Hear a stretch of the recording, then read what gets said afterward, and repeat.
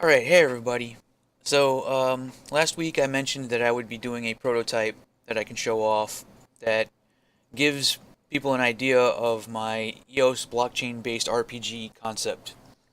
And I have one now. I have something to show off right now that should give a pretty distinct idea of exactly what I have in mind for the overall flow of the game, the kind of functionality it'll be in place, and, just general ideas and a lot of stuff as in terms of the technical ideas and what's going on behind the scenes. But to put things in simple terms, let's just show shit in action. All right, so um, there's a lot of influence here for games like Disgaea, but there's also an element of like RuneScape slash Ultima Online kind of a thing too. See, the way a blockchain game will work though is that you have to queue up a bunch of different commands, and then you submit them. And because blockchains are not fast, you can't do real time calculations. So this is a turn-based game that sort of flows in that same vein. So anyway, if I mouse over a character, you'll be able to see their stats. Now the stats aren't hooked up to anything yet. It's just all of it's just there. Well, most of it's just there to show what I have in mind, and hooking it all up is really just going to take me a little bit more time tinkering around with this. You'll see that this is a thief. Here we've got a mage. The floor is your current floor height of the tile that you're currently in right now. I'll get into that later. Counterattack, strength dex, int, mine, blah blah blah, all that good stuff. And over here we have, oh yeah, you'll notice that right here, you can see my EOS wallet name of my wallet. That means that this wallet is the master of this character, right? And in multiplayer, I do plan on multiplayer, by the way. If you play with friends, it's PvE multiplayer, maybe PvP, I don't know. But well, actually, I don't really see why PvP can't work under the exact same umbrella. But the way the game is designed is you can see who owns each character. And there'll be health bars and stuff like that too that actually kind of show like this, how much health each of the characters has. And you'll notice here, Master NPC, which means that this is an NPC that is owned by the blockchain, is a monster that belongs to, some other entity, is a AI character, it's non-player character. So you'll notice too that when I click on characters that I own, I have an actions list, right? And I can also change their equipment. I can upgrade things. I can, you know what I mean. I have access to all these things, but for a character that doesn't belong to me, you'll just see the details thing. I haven't done the interface for that yet. Mostly, what I've just been focusing on right now is how the turn-based stuff will work. So you don't see it right now, but there's an end turn button here, and then there's a queue that's right here. And as you begin,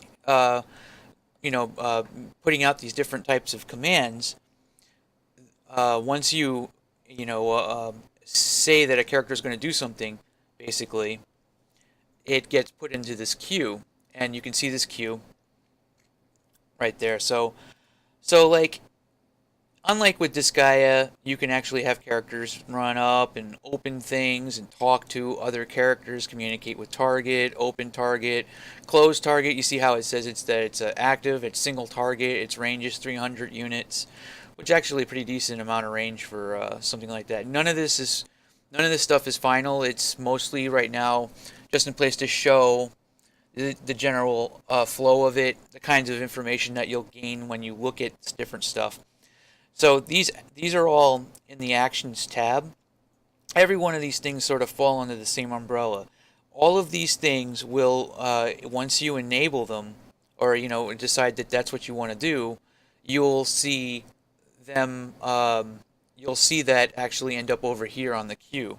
So attack is a standard hand-to-hand melee attack.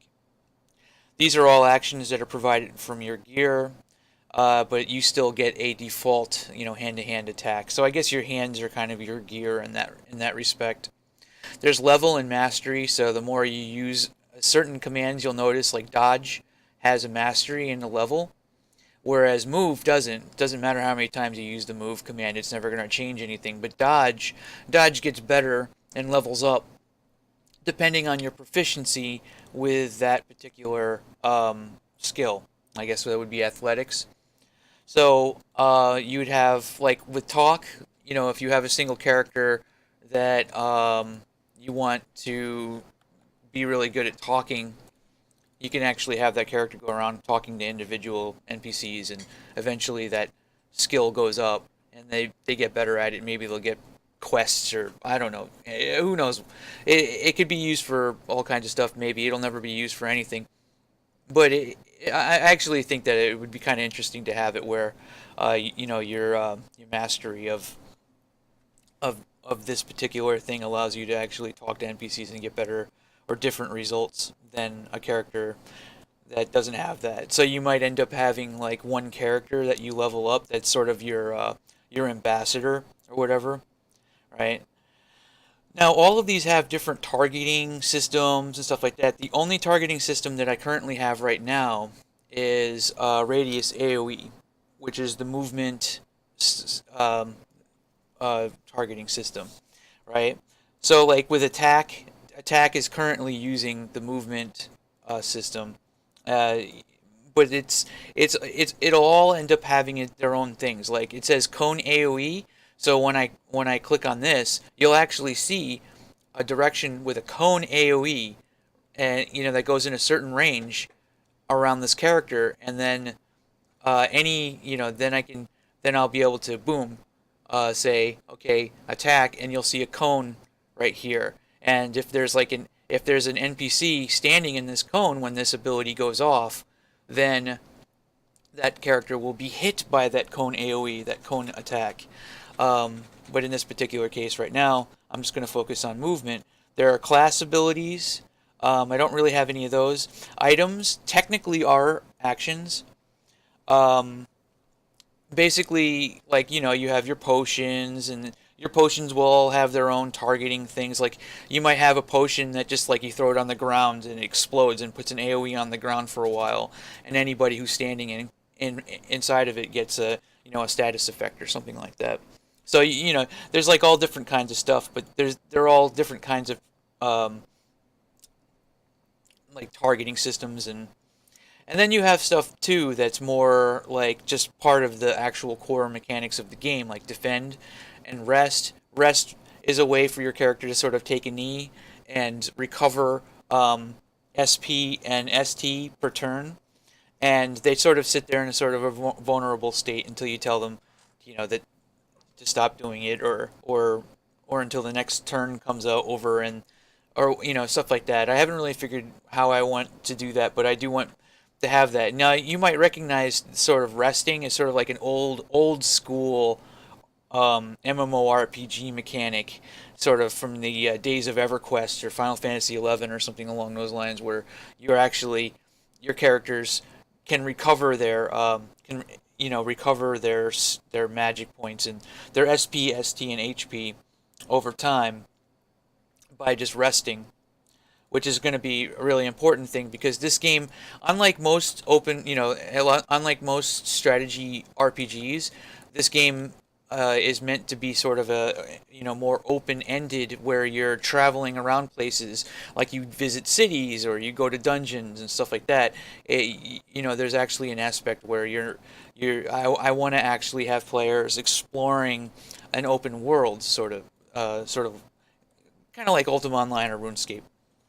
Um, so with this, you also have the ability to promote this character to the party leader, which would put him at the top of the list, right?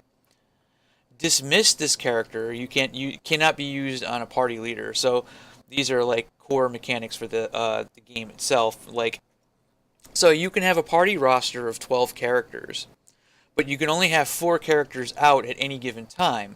But so sometimes if you're like running around inside the city, and there's no monsters to fight or anything like that, and you just want to you just want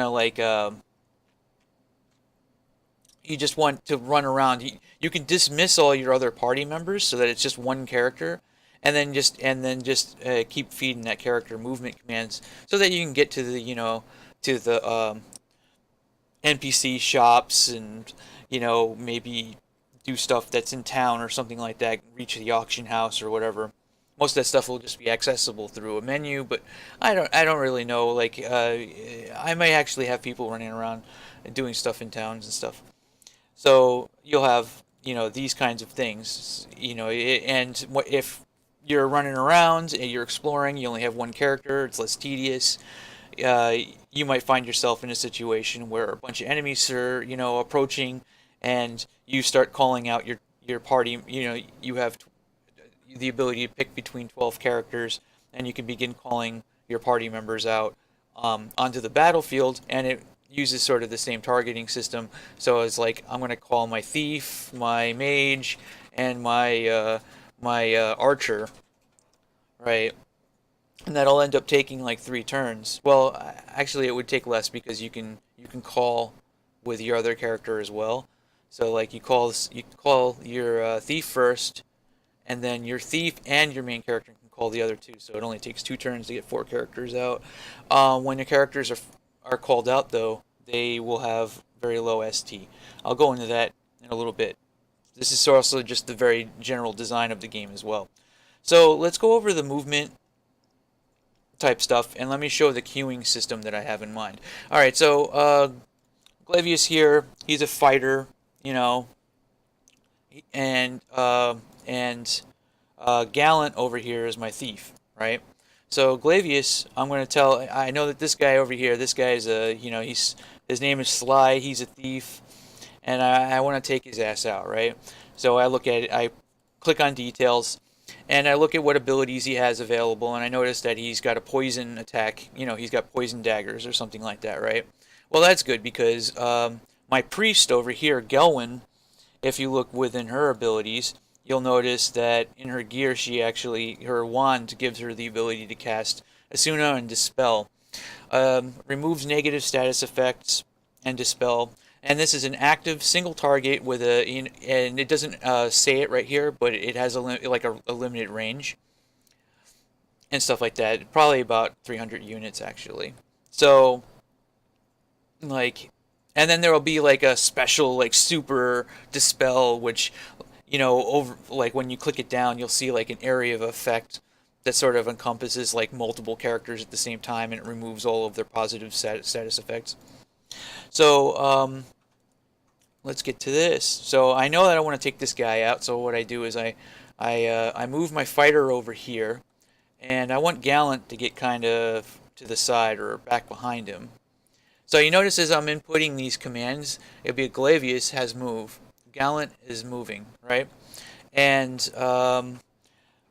Pataro is my mage. He's got some nuking ability. I don't want him to move up too close because there's another mage over here. Now height advantage increases your damage capacity. So a character whose floor level is up here will be able to increase gains higher takes less damage and deals more damage. So you don't want to face this guy by being totally in range of him. So I kind of want to move my mage over here. And if also too maybe he's a fire mage, and maybe Pataro is weak against fire. It's sort of a very disguised style thing. And I know that I don't want to deal with that height disadvantage. So I'm going to move my priest over here. Now, let me end turn. Well, I don't want to end turn yet. Now, I don't know if this is going to work yet, but so you notice that these are only line of sight checks, right? And in this particular case, when it comes to the blockchain, the smart contract, I want it to do as little as possible when it comes to, but it has to determine whether or not there's cheating going on. And I don't want characters to be able to run through walls and stuff like that, right? I don't mind if they bump into shit like this. because in the game on the client you'll actually see the AI character kind of run around it, and you know what I mean. They're using the nav mesh. In the smart contract, all it's going to be doing is teleporting the character from one spot to the other, right? And it determines whether or not that's going to be a legit move. That's all I care about. Like I don't want it like actually interpolating the character's movement or anything like that. But there are situations where like there is a wall. Let me take Yelwyn over here and let me clear her and let me end the turn. So Glavius, Gallant, and Pitaro should move. They go one at a time. All right. Now this is cleared. What'll end up happening with the actual game is now it's the turn. As this resolves, the monsters that you're fighting will begin moving. This guy will run down the stairs. This guy, he might decide to attack my mage instead, which would be kind of awkward. Because the mage is an easier target, so he just sort of runs right past, but he sort of sets himself up for that. And this guy runs down the stairs, and he only makes it to about here. Now he's a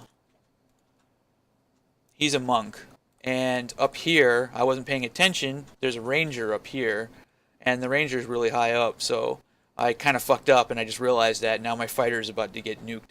So when the monsters perform. Okay, so there's 3 different types of actions in the game that I want to have. There are active actions, so you see right there, that's an active action. Then there's an instant action, which gets moved to the front of the queue. Now, all of these monsters, all of these enemies, when they decide to do their attacks, they're going to do active actions with their attacks. So let's say that this archer is aiming here at Glavius, right? Because he's in range for, a powerful, like a nasty move. What's going to happen is the monsters are going to run up, and then you're going to see these red markers indicate where their attacks and what their attacks are going to be, right?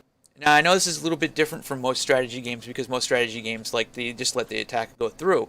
But in this particular case, I know, okay, wait a minute. So let's pretend that on the movement queue I have.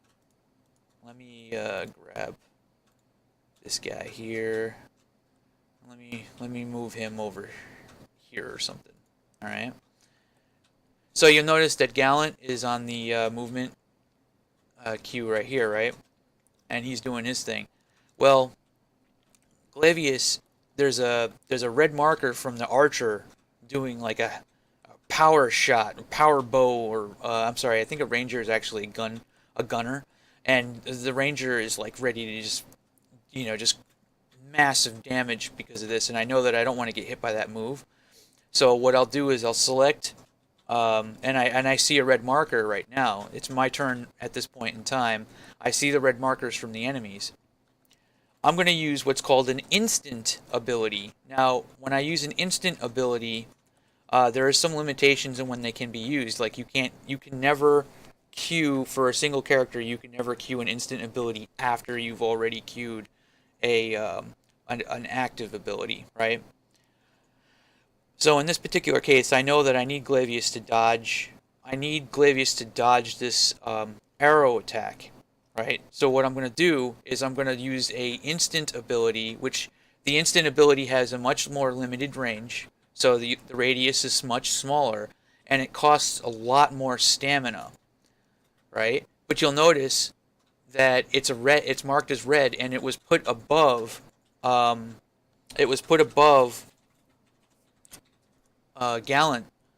on the queue, which means that an instant ability will always activate before all of the enemies, all of the things, but they cost more. Instant abilities are really costly, and they, but they're used for doing things like dodging. You'll notice here, like, attack is just an active ability, but defend is an instant ability. In other words, if a character is about to just pummel you, and you can use defend, But rest is a delayed ability. So I'll get into that. But so now when this next turn rolls over, um, the arrow attack will miss because Glavius had a chance to actually move out of the way, and then in this particular case, my mage just got uh, but like punched in the face or stabbed with some poison, and now I know that I need to actually do something about um, the poison that he has. So what I'm gonna do is I'm gonna grab my priest. I'm gonna move my priest to here, and I'm going to then react by moving Glavius behind where this guy would be right here, and I'm gonna have this guy use an attack. You know what I mean? And like that's basically the flow of the game. Now, delayed abilities are interesting because in the queue, a delayed ability is always put to the end of the turn. So basically, a delayed ability, a monster can use a instant ability to counteract your delayed ability. So the monsters can actually stop your delayed ability. So you might have like a really powerful magic spell that's a delayed ability, but if you use it, um, the AI will know, oh wow, I'm gonna go in, I'm gonna shield bash this motherfucker. So he just runs right in and smashes him as hard as he can to prevent him from doing that, right? So like delayed abilities will happen right away, or will roll over basically until the next turn. So giving the enemies a chance to actually stop the attack. So now that Gelwin is moved over to the, see how she ran like all the way around. Um, According to the blockchain, though, this was still a legit move, but I'll have to figure out like more advanced stuff for like making sure that that maybe that wasn't valid because it would have been too long of a distance and stuff like that. I don't know how a lot of that stuff's kind of still up in the air, but you get the general idea. The hard part is already figured out, and that is like the design of the game. So I need to cure the on my mage here. I need to cure.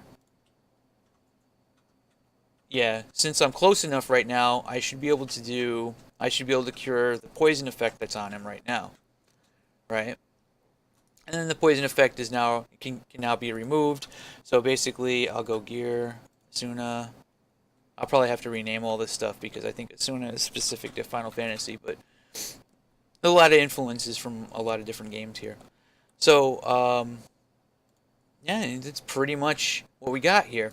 So what happens here is the player will spend an awful lot of time, figuring out what all of these different moves will be, and then when you click end turn, that's when it gets submitted to the blockchain. Then the smart contract that when you're submitting it to the smart contract goes through and does a basic check to make sure all of these things are legitimate, figures out how much damage everybody take. In other words, the blockchain or the smart contract is what will act as the dedicated server, right? Which means that frees up a lot on my front because one, I don't have to worry about paying for dedicated servers. Not only that, I mean, I guess cost is probably not really a good excuse because crypto gaming isn't exactly inexpensive, but it does a lot of interesting things. First of all, everything that happens in the game is fully public at all times. This is something I've never seen before.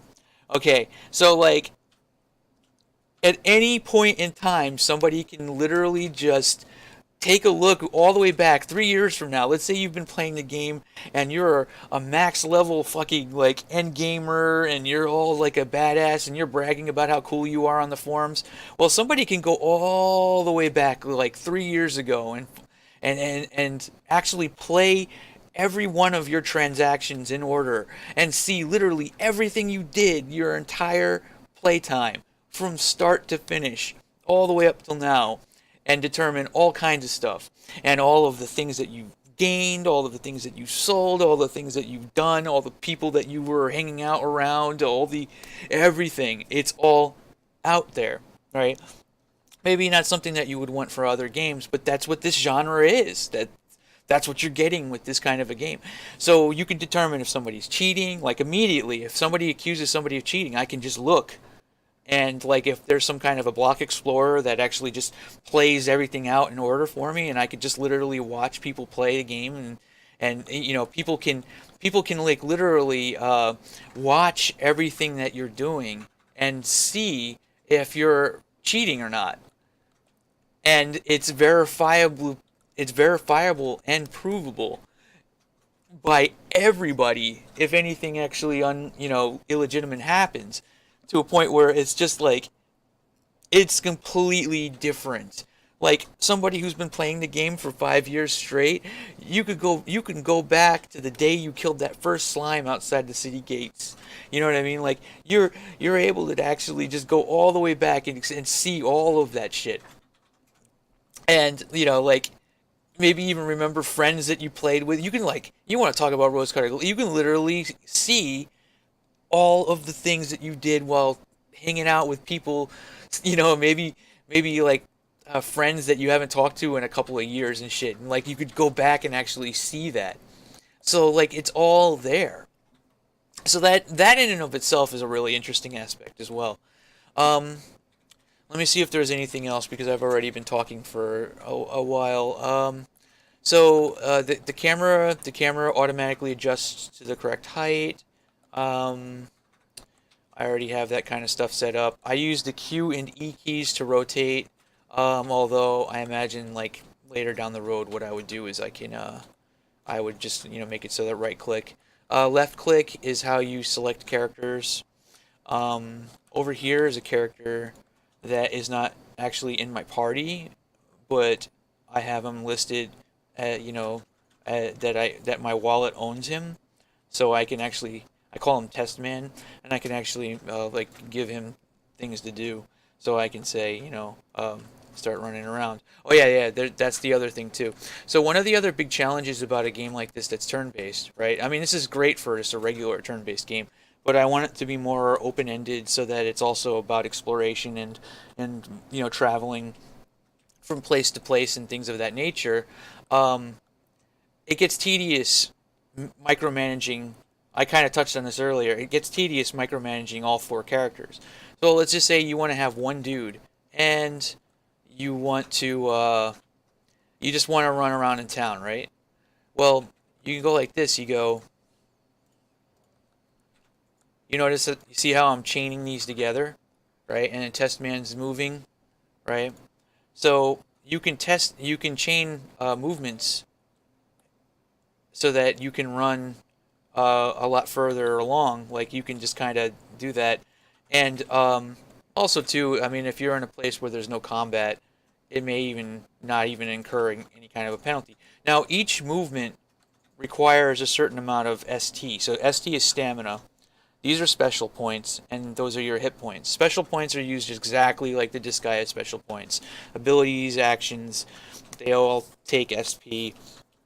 And depending on what it is, some of them won't take SP, but like most things will require ST, and it's sort of like SP. I mean, and those are your kind of your bread and butter. Like that's your limited resource that you got to be careful and manage, and you want to have as much of it as possible so that you can do as many like powerful attacks and things of that nature as possible. ST is a different mechanic. This didn't exist in Disgaea. ST is your stamina. Now, every movement and every action that you do will incur at least a little bit of stamina. Stamina is a number that's really important because the amount of stamina that you have is really important because um, what I'm planning to do with stamina is if your stamina is at full, everything that you do, any action that you perform is going to be at full capacity.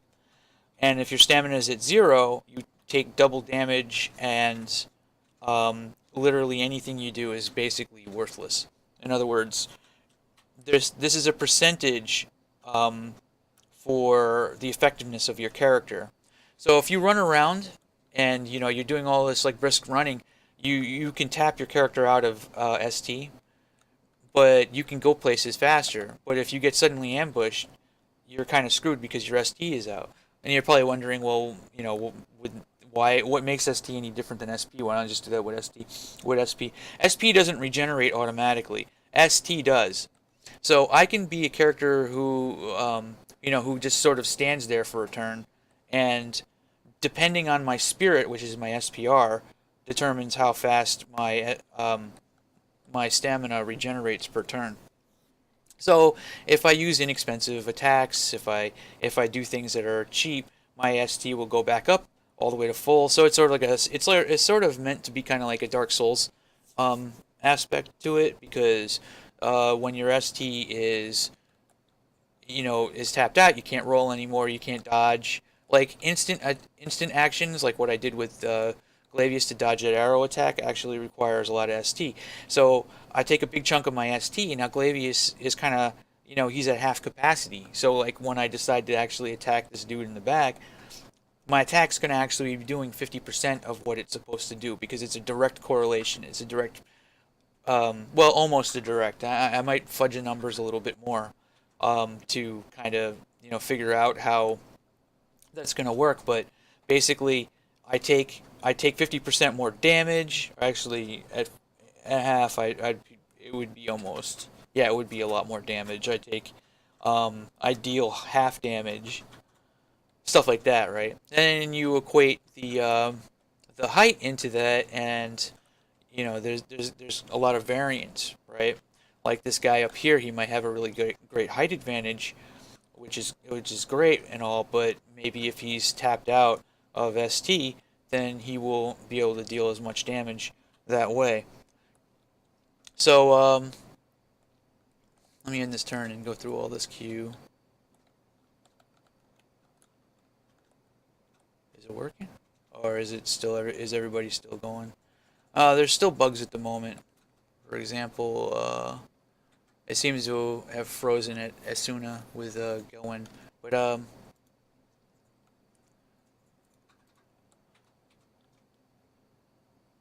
so just to kind of show, you string together a bunch of different movement commands that requires a certain amount of ST. You go again, go over here. Maybe if I'm holding down shift, it remembers the last command that I did, and it automatically assumes that I want to string another one in, right? Now this just makes it easier for me to like get places in a all in one turn. What is interesting about this is that I don't, while the the cheating detection and making sure that there's no cheating going on in the characters, all of the commands are legit, and everything like that. I don't know how expensive that's going to be in terms of CPU usage on the EOS blockchain. I know pretty much any blockchain you're gonna end up with some serious, like, that's a lot of like smart contract attention, so to speak. You'll probably end up having to, yeah, they'll probably end up having to be like, you're probably gonna have to have a lot of resources staked to play this game. I'd have to say that the other thing too is that since I'm utilizing a grid like this for calculating visibility checks, right? Certain grid spaces are marked as blocks, block traces, and other ones block movement.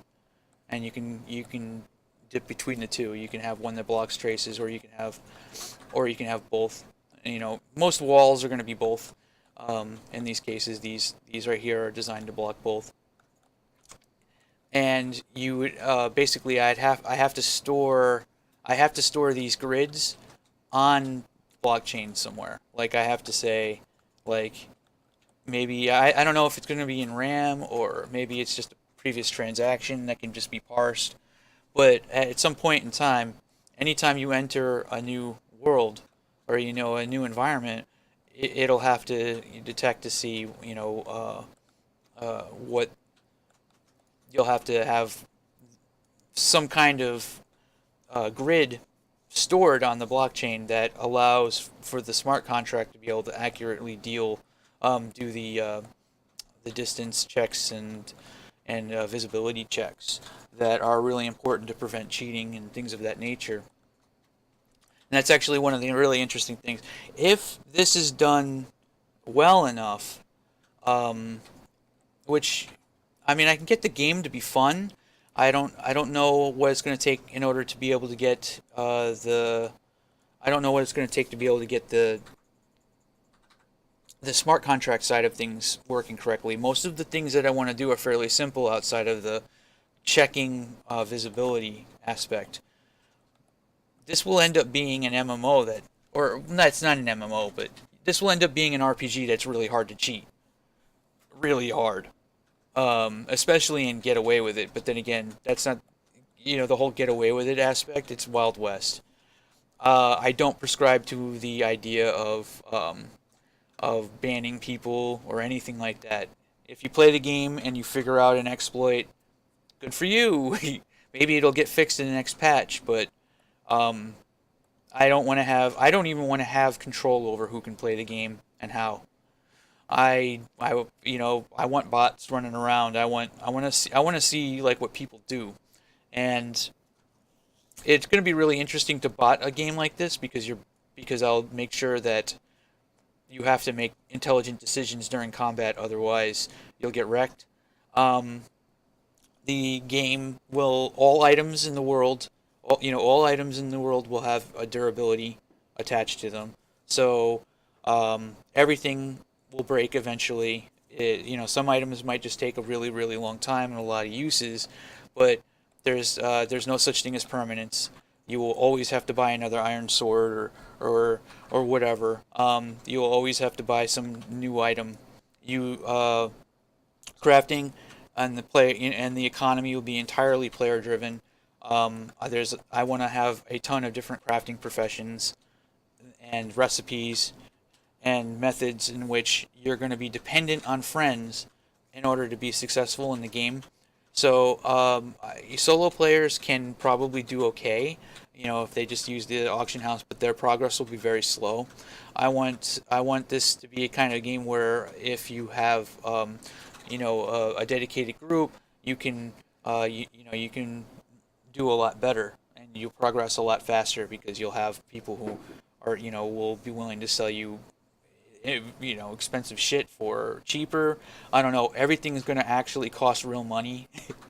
And if you get wrecked in the game, you can probably lose actual money.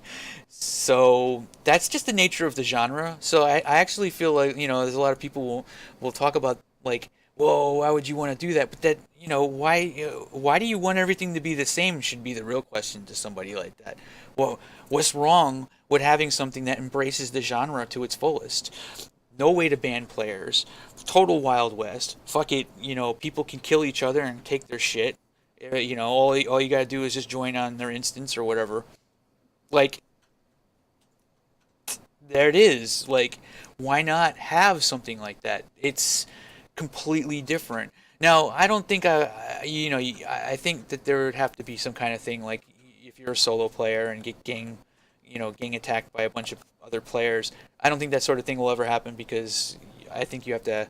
There's some kind of like permission that you'd have to give to allow people to play on your world, where everybody will have their own sort of thing. Also, too, like that's especially true because I'm not really sure how signing contracts is going to work if you have a lot of different people working together on the same environment. Um, since it's turn-based, you're going to have to figure out how. I have to figure out how I want that to meld. You know what I mean? Like, will some play? Like if one person clicks end turn, does that mean that the turn ends for everybody and then everything just goes? You know what I mean? And that kind of opens up a lot of, a can of worms in terms of things like that. Like maybe what'll end up happening if you want to do dungeons with friends and stuff like that is you'll have to, you'll have one person who ends the turn. Like everybody makes all the decisions, and you see everybody drag out, like four different players all drag out their little like indicators and like, okay, let's get this guy. I need you to do this to this guy, and it's like playing a game of chess. And ended up being kind of slow paced in some respects because you have to, you have to kind of plan out your moves together, and you have to figure out, and like there's this one dude over here who's got like a ton of health, and you know you have to make sure that your mage who can like destroy lots of health in a very short amount of time is protected from all these warriors over here. So everybody's like trying to like figure out these different strategies, and there's a lot of communication that would be needed. I could easily imagine that. It's like almost like a Dungeons and Dragons where the game's trying to rape you, basically. Um, you know, I could kind of see that. And to me that would actually be really interesting. It's a different experience. It'd be something that's never really been done. And you know what, to finally end this, because I've been talking for a while. This is a 40 fucking minute video. I feel like this is the genre that best fits the medium. If this can't work, I don't know how. Like, it's just we're gonna be stuck with bet games and shit forever until the end of time, right? This to me, something like this or this is the best fit for the genre because of the way blockchain works, because of how like we need every when you consider every possible aspect of this system, when you look at all of it, um, this has a player-driven economy, crafting, actual value, need for coordination, exploration of the world, actual decisions where botting is kind of hard because if you try to bot, you know what I mean, like your mage that you leveled up to some stupid level to like go into some low level area, it might just get attacked by a bunch of magic resistant monsters. Like, there's always going to be stuff that kind of keeps you on your edge because you can't quite know for sure. So you'll have to change your strategy a little bit. So there's a lot of strategy involved, which makes it harder to really control. Like, I could see something like this being perfect for this genre, for this medium. I think maybe it should be its own genre. As turn-based strategy should be the genre of the crypto space. Honestly, I really do think this is the case. I don't know. What do you guys think? Like, I know I've been talking for a while and I've been kind of going over this. I hope you like this. Also, I have to do some revulsion stuff, but I'm going to continue plucking away at this prototype until I get it into a playable state, and then I'm going to fucking shill the shit out of it. And I need you guys' help um, to do that. Like, if you're interested in the crypto space actually progressing and actually seeing some actual games, not like the crap that we got going on right now, like, support me. Fucking click up, vote, show the video to other people. Just think about it. And I know there's going to be a lot of people, why would you use crypto and all that stuff? Sure, whatever. I'll answer your questions because I mean it's just it's a really interesting concept. It's different. It's something new. And for all we know, we could be, stuff like this could end up being how future MMOs work. Who knows? Maybe it'll always just be a niche thing. Hey, if it's always a niche thing, I love Dwarf Fortress. Dwarf Fortress was a niche thing. Like, doesn't mean it won't fucking steal a lot of people's time. It doesn't mean they won't get a lot of attention. So, yes, I want to see something like this. I want this. I'm going to try and make it happen. I know, all right. So I'm just going to go ahead and I'm going to end my turn.